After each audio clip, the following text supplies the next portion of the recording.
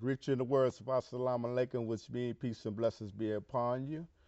And I mention both Jesus and Muhammad's names, peace be upon them both, because they were both messengers of truth and reality. I say, bam, this is not a drive-by, but maybe it is, because we get ready to shoot you up with knowledge. Okay? But today we're going to talk about traditional marriages versus polygamy. And I have a co-host today to keep some continuity and some balance to the interview. And Ms. Gathers, I want to thank you for coming on. Thank you for having me. Yes, ma'am. And Brother Ployligamy, I've been on this show and I did enjoy myself. Okay. And Brother Salim, salam alaikum. Wa alaikum salam. Yes, sir. And before we get started, please, tell them something about yourselves, please. I'm going to start with my co-host. I am a member of the Morgan Park Apostolic Church, where I have been there a little over 22 years. I have been in the ministry faithfully for 10 years, and I have a desire to win souls. Yes, ma'am. Lord. I also go to the Apostolic Pentecostal Church of Morgan Park, and God has blessed us to have a television ministry for the last 7 years called Fruit of the Spirit. It's an outreach ministry, and we go a lot of different ways, but our basic desire is to reach the lost at any cost. Yes, sir. Brother Salim. I am the founder of a nonprofit organization, the Flaming Crescent Society, which was started in honor of Al-Hajj Malik Shabazz, Brother Malcolm X, to uplift his memory and speak out against drug addiction, black-on-black violence, and all those things that's destroying the moral fiber of the black community. And I also am an Islamic and community activist. Yes, sir. Well, Brother Floyd Ray, I want to start out with you and ask you, brother, you know what is a traditional marriage? Well, we look in terms of the Bible. A traditional marriage would be one where there's one man and one woman. Adam being the first man and Eve being the first woman were married because, according to the Bible, Eve was drawn from the man. He looked at her, and God put it before him. He said, "This is bone of my bone and flesh of my flesh." So when you become married, you become one. Yes, sir. Question for Brother Salim. Salim, what are your views on traditional marriage? Or how do your faith believe in marriage? Well, Bismillah ar-Rahman ar-Rahim, in the name of God, most gracious, Can I most say merciful. something for very quick? I'm sorry. What is polygamy? For those that don't know. Okay. What is polygamy? Well, first of all, polygamy. Howard, let me correct something. I'm not coming here as a advocate of polygamy. I do, however, look at it as being necessary in certain situations. But however, the Holy Quran teaches that in Surah 4, verse 1, that men must respect all the wombs that bore them, respect for all women, that is.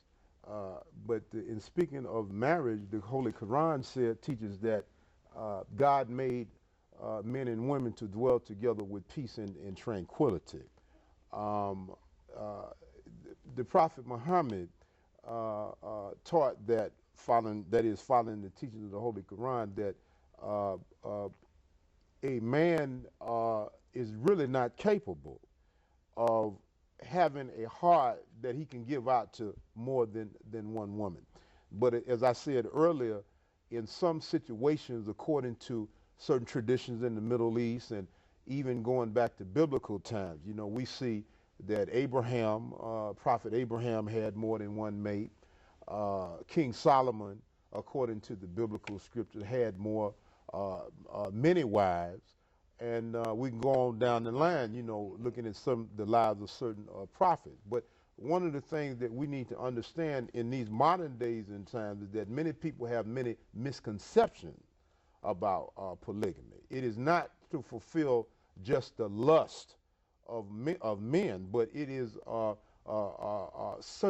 sometimes it's practiced in order to fulfill the needs of certain women in society who are not capable of finding a man.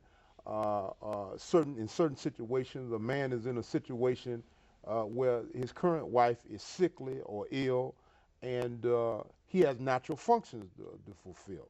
Yes, And in polygamy is a marital system that takes into account man's, whether we want to admit it or not, man's disposition to be attracted to more than one mate. But however, Islam said that there are certain rules and regulations that man must follow. He must provide for the woman, the extra woman that he's with.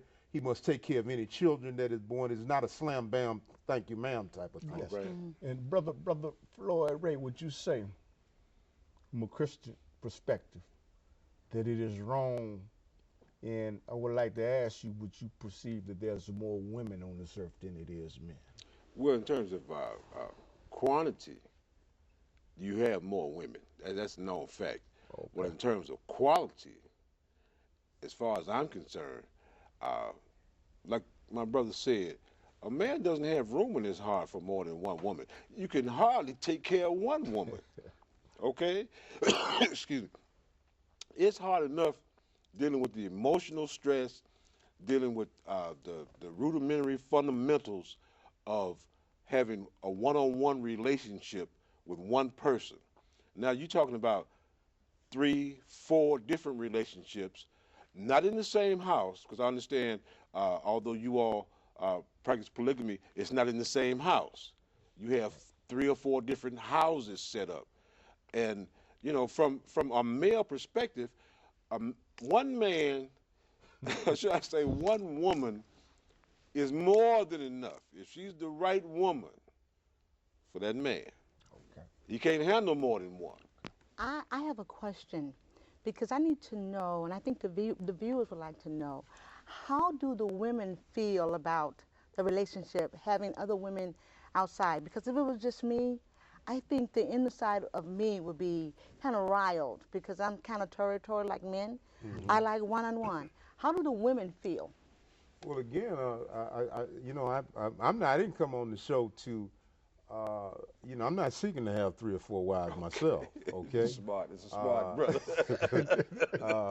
However, my understanding from having dialogue with certain women that, for example, are from the East or certain parts of Africa, is that many of them do not have a problem with it, and they explain that one of the reasons why they don't have a problem with it is because number one, with them, it's not an ego thing. It's not a thing that where this is a relationship based on lust. In fact, many of them have explained that they look upon the extra woman as being someone that can help them out in managing their children, helping out with housework, different other things. Some have said that there are certain times of the month in which they don't feel up to having sexual relations with their husband, and they welcome the opportunity, to share that particular responsibility with someone else who may be capable of it. So the women of the East, many of them look at it from a totally different perspective from women over here who have been totally,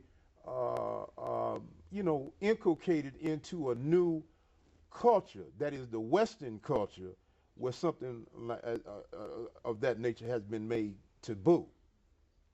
Okay. Brother. Let me ask a question. In terms of having more than one wife, let's say the husband dies. Now, how is the property shared? How is the property split up at that